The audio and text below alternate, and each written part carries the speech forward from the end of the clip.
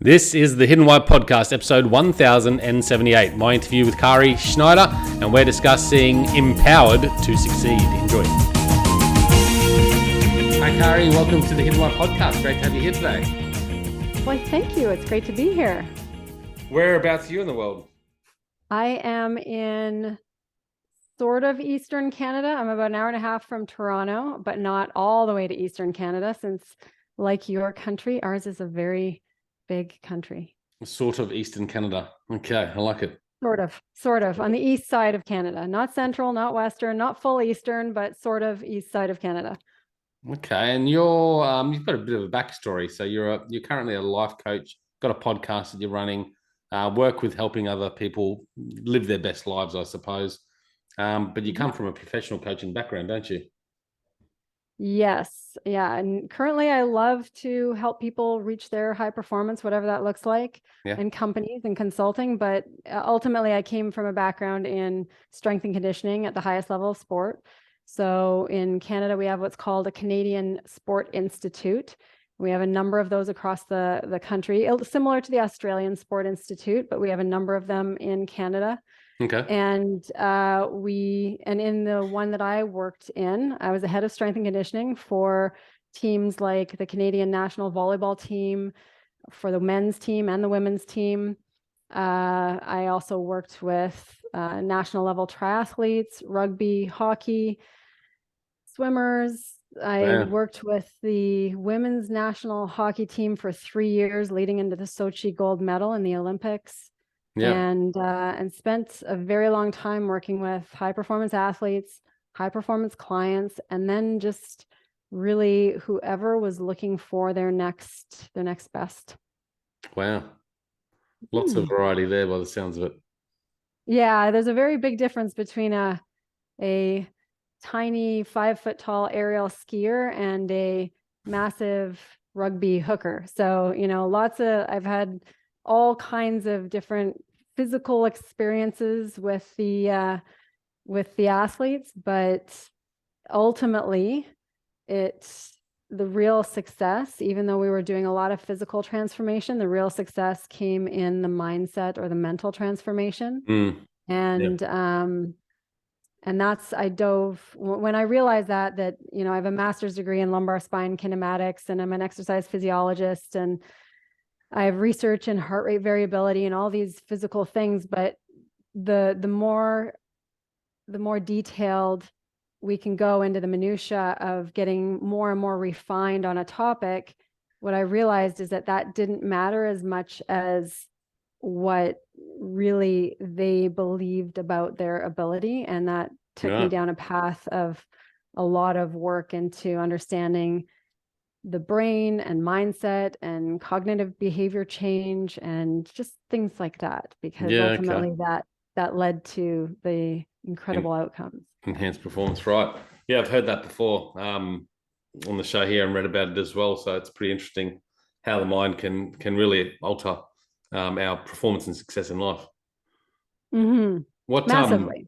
What gets you into that role? Like, how did you get into that role as a coach for the institute? It's interesting. I went to school for kinesiology. I went to school in the States for a little while. I finished my degree in Canada, and then I started certification processes to be an athletic therapist and a strength and conditioning specialist. And I knew I wanted to go into strength and conditioning, but I was doing every other certification to support that, so I would be really, really good at what I did and be able to speak every language, the language of rehabilitation, the language of high performance, the language of physiology. And the language of biomechanics. I did a master's degree in biomechanics. But I loved high performance sport. I fell in love with it. And I started getting contracts with the Canadian Sport Institute. Were you always into sports? Are you a sporty person? I played soccer in high school. I competed in track in university. So I was very mentally and physically competitive in the team sports, but more competitive in the individual sports. Yeah. Oh, very good.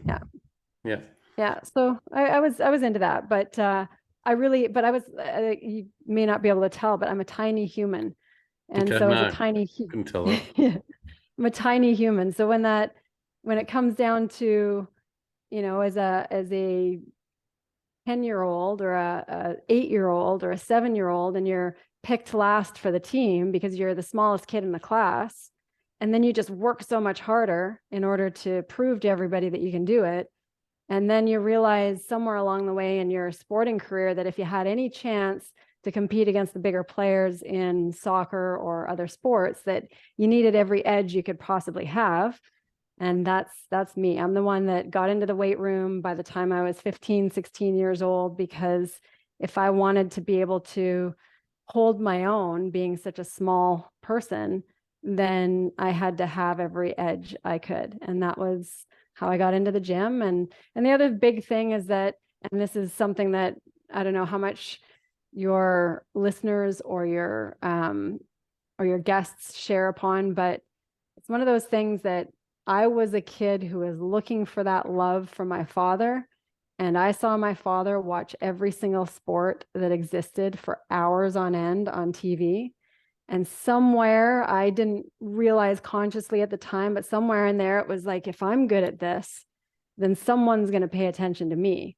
Your dad's And love it. so I got really, really good at all the things that I thought would be, a great thing to other people's opinions, and eventually realized that, okay, what do I really love? And what I realized after probably 15 years in high performance sport, which it's like the highest end of anything, business or politics, it's cutthroat at the top. A lot of people get fired. There's a lot of turnover. There's a lot of pain and heartbreak, especially in sport when people are getting cut. Yeah. But what I realized is that although I've always loved physicality and sports and athletics and outdoors, I was more in love. I fell way more in love with the transformation that had to happen for that person to get to their next level. And that transformation was so much more than physical. It was mental, it was emotional, it was intellectual. And even though my role in the sport was the physical and the physiological and the strength and conditioning, all that power side of things, I realized that if I wanted that out of them, then I had to make sure that I was right in here with them too. And that they had every bit of trust, every bit of confidence in me, in themselves. And so it's that transformational journey and that I really fell in love with. And it's you transitioned along the way from physical sort of coach to more entire. Well, what happened was our Canadian Sport Institute had some facilities that got flooded, and we were in a position where we had zero. We didn't have the infrastructure and the gym space for our athletes to train for the upcoming Olympic qualifier. And so I thought I'd be all crazy. As a single mom, I opened my own facility. I opened a 6,000 square foot facility in the end of 2005, 2006. And when I did that, I knew that I couldn't survive as a small business on the funding from sport alone, because Canadian sport, unlike many other countries in the world, they basically fund on the poverty line. It's very low pay.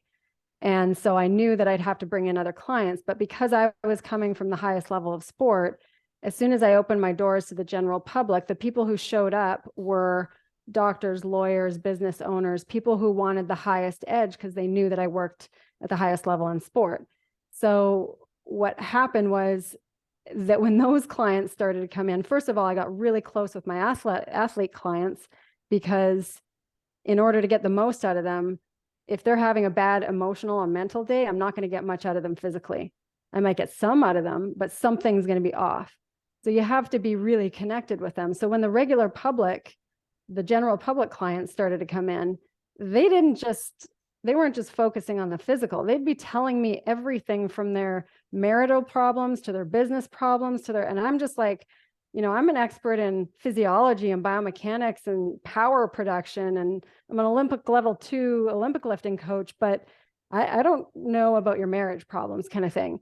So I did a lot of work to just help myself understand and serve them. And then that allowed them to, then they were getting more and wanting more in terms of, how do I do this? What do you think about this? And it just evolved over years and years of coaching, that then I was in the realm of life coaching, in the realm of leadership coaching, in the realm of performance coaching in business, instead of just in the physical training center. Yeah.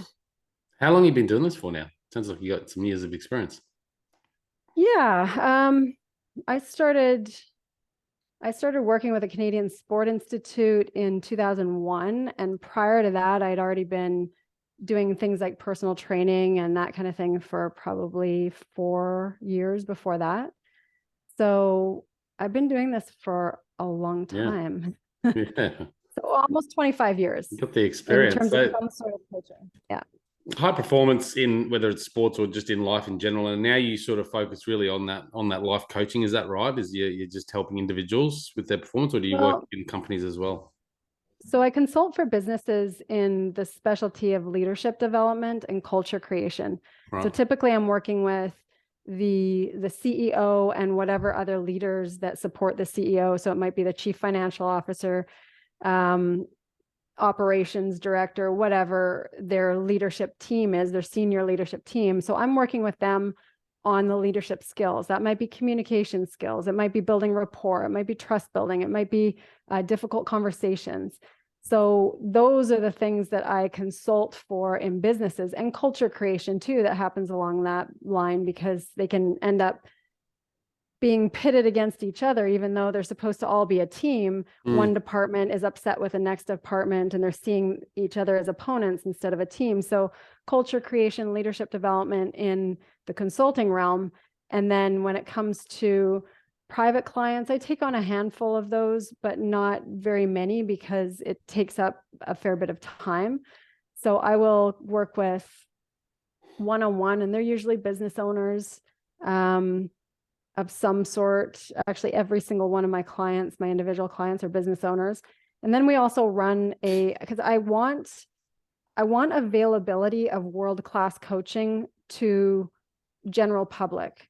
So I made a really reasonably priced group coaching membership, and we bring world-class coaching to that entire group so that they can have the same skills that someone would have in the one-on-one environment, and have some of the similar coaching that someone would have in a one-on-one environment, but it's in a group environment and it's priced much less. And we have various topics that come up each month that we stick with for themes that are the ones that people want to know about. It's the, how do I deal with my relationships, my feelings, my difficult conversations, all of those things. Yeah, no, fantastic. And then bring in the health side of things too, because if that area isn't being focused on in some realm or another, it's going to affect everything else in life. Yeah, 100%. So with, I guess, performance coaching or life coaching, what is most important, or where do you start with people in this field? Because obviously it's going from everything to their relationship, to their health, to their business. Mm-hmm. How can you narrow in and focus on, what we need to do to get started in self-improvement?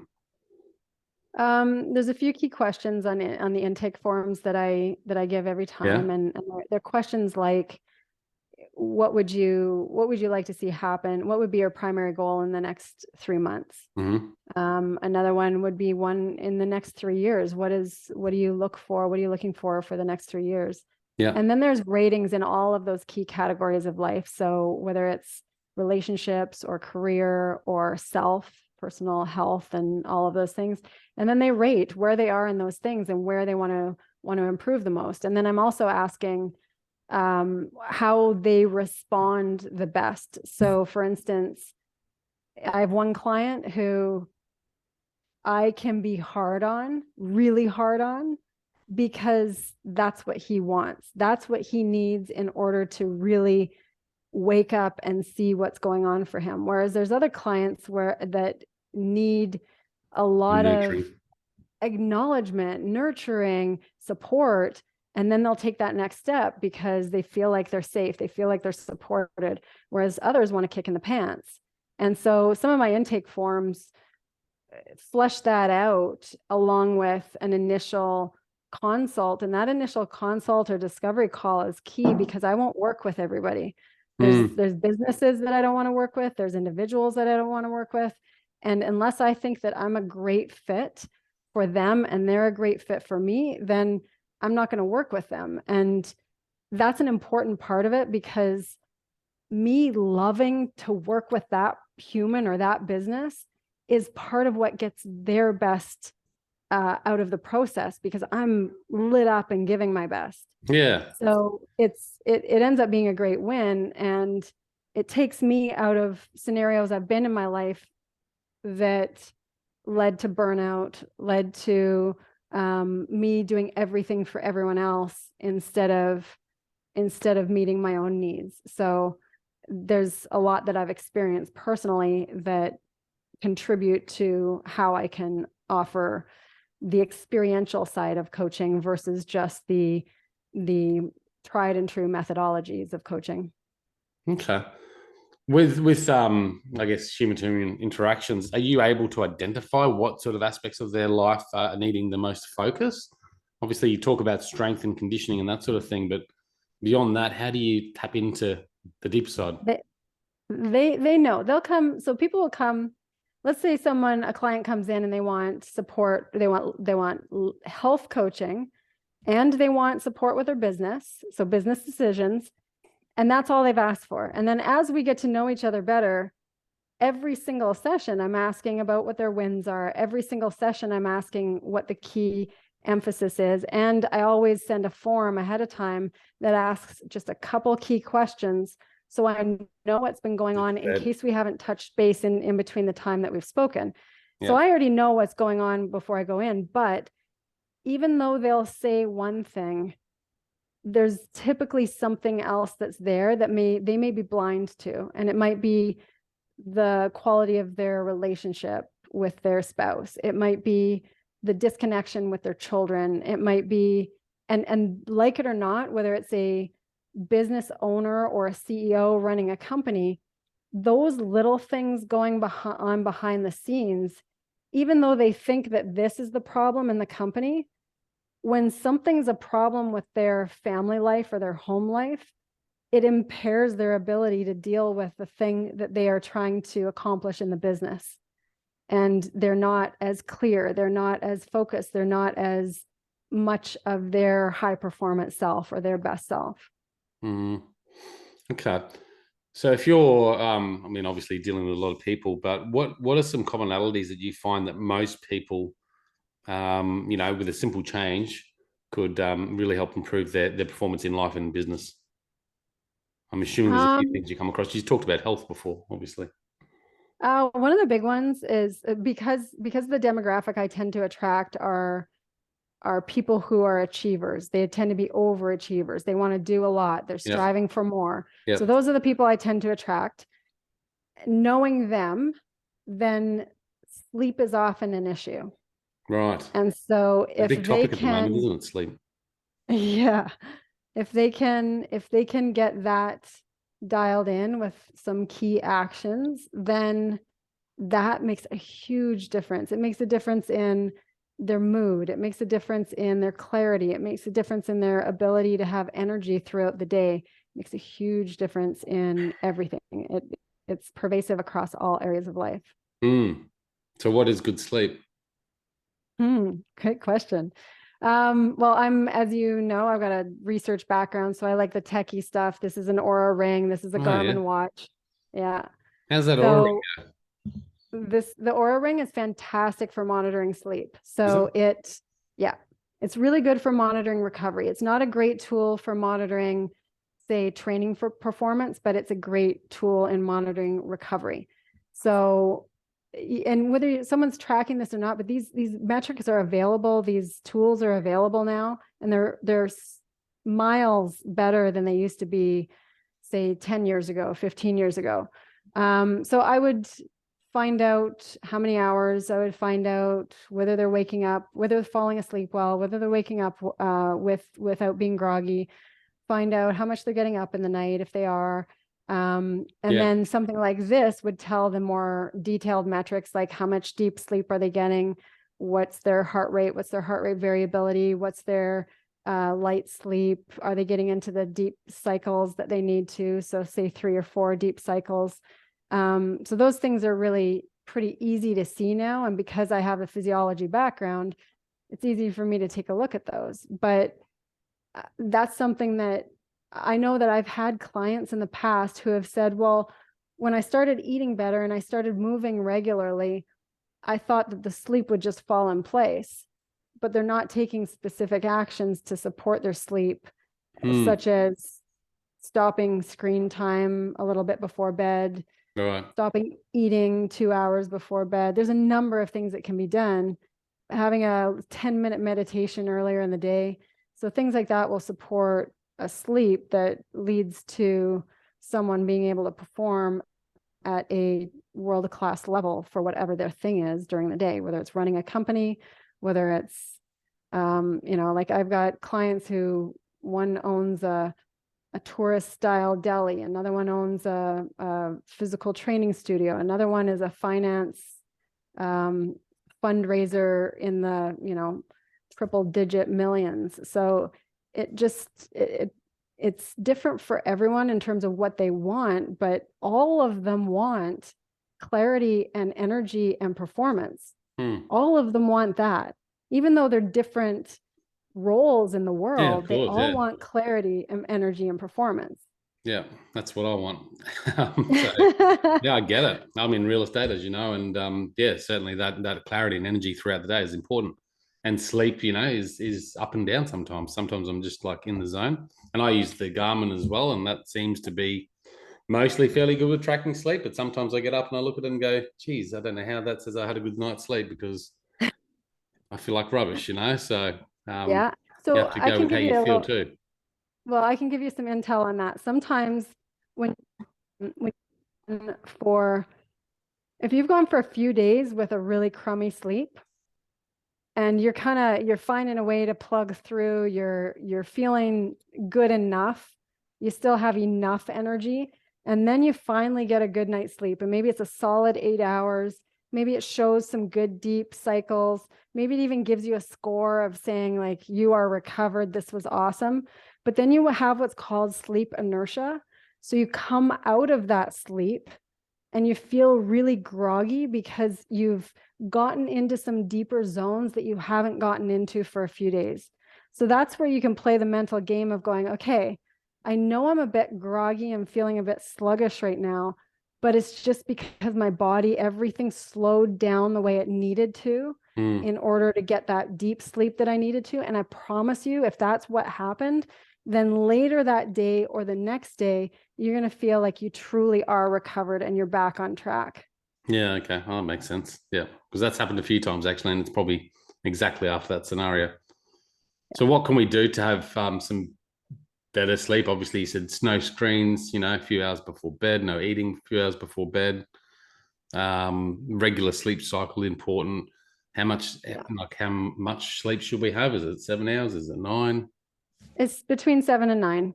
So it depends on activity levels. It depends on age of life. As people get older, they need just a little bit less usually, but not much less. And then, what often happens is that people are, they got into Netflix and they're staying up too late and they had some wine and they're finding they're in a pattern of having a glass of wine, watching a bunch of Netflix, and they're not going to bed until midnight, 1 a.m. and they want to go to bed around 10 p.m. And so when that's the case, then we start with one thing at a time, the easiest thing to change, because they might really be into that pattern. And then we say, let's start with the removal of the wine. Can you do that? Can you make it a tea instead? Because the wine itself will impair, any alcohol before bed will impair the sleep badly. So what happens, you feel really groggy, you feel like you can fall asleep because of the effect of the alcohol, but then the blood sugar spikes a little while later, it wakes you up, and then it disrupts the sleep for the rest of the night for most people. Yeah. So things like that. And then from there, if they're looking to move that bedtime in order to be able to get up and feel fresh in the morning or work out in the morning or do something, then we move it by 15 to 20 minutes a night. So they're not trying to go to bed. If they try to go to bed at 10 and they've been going to bed at midnight, they're just going to lie in bed awake, pissed off. Yeah. They're not going to be a happy camper and nothing's going to be changing. So we just start with 15 to 20 minutes at a time, and then they can slowly shift their body's clock and then feel much better getting up earlier, feel much fresher, and be changing some of the, it's the bedtime hygiene, if you will. It's the things that need to happen in order to get what you really want to get throughout the night. Yeah. So sleep, very important for that performance piece. You also talked about, health and diet as well. And I guess that interlinks to sleep as well. What intel can you share us on those two sort of topics? Anything? One of the things I see a lot in women is that they don't intake enough protein. One thing I see a lot in people in general, they don't intake enough vegetables with every single meal. Right. Those things, because that's where you're getting the majority of your micronutrients. Then what happens over time is that people become deficient in something. They don't know it. They feel like crap. They just keep operating, but they're feeling like crap. So that usually it's a combination of two things. One, they're deficient in some nutrients that they may need. And two, they're also probably building up over time just whatever toxic exposure is there. So it's going to be, microchemicals in plastics. It's going to be heavy metals. It's going to be things that as we get older are just building up in our body. So we want to remove as much of the toxic load as we can, bring up as much of the nutrient intake as we can, and then be aware, start learning about our own individual needs. So for instance, there's so many diets out there and so many people who are stuck on, it has to be paleo, it has to be Mediterranean, it has to be keto, it has to be vegan, it has to be vegetarian. It's not one of those that is the thing. It's what suits the individual, and that same individual may have had the best thing for them might have been vegetarian, whereas 10 years later the best thing for them might be something that's more meat-based. It depends on their own gut biome. It depends on their own individual genetics. It depends on how they've evolved over time, what stressors they've incurred, what viral load they're carrying from whatever viruses they've had throughout their life. There's so much there that does not mean that everyone should be eating the same style or same way. What it does mean is that everyone needs to have vegetables. Everyone likely should have fruits. And everyone needs to figure out what works best for their energy and their system. And that's a trial and error basis. And absolutely. So but most people don't want to look at that unless they have a health scare. They have a health scare and then they're going to revamp everything. And if they didn't have that health scare, then they probably will go on with their favorites and not ignore that they're not good for them. Yeah, maybe not experiments enough. I've found that, just by interviewing people like yourself on the podcast, and people are vegans or paleo or whatever, and they're pushing that sort of agenda. So I go down that route and try it out. And you find that balance of what works for me and what makes me feel the best. Not always good at it, I'll tell you, but you can find that out through trial and error. And I think that's the best approach. Yes. Yeah. And the thing is that even if vegan or vegetarian or paleo or whatever doesn't work for you, guaranteed you learned something from it and guaranteed you pulled something new out of that whole experience. Like I went, my husband and I did, we did 12 months. So this is my brilliant idea at the time. I don't know what I was thinking, but I decided to do 12 months of 30-day challenges. And we would do meditating for every day for a month. We would do, and this is where we tried vegan for the first time for a full month. I'd eaten vegan here and there before just to try it out. But it was the first time that my husband and myself could see, okay, you just have to try different things. Now, vegan isn't the best thing for me right now at my age and at my health level, but I'm so glad that I understand so much more about it by going for 30 days of nothing else but that, and then still eating various meals that are vegan now, but but it's just, I have a different approach for what I need right now. Yeah. It's good to see you've got a partner that's driven as much as you to do their challenges each month.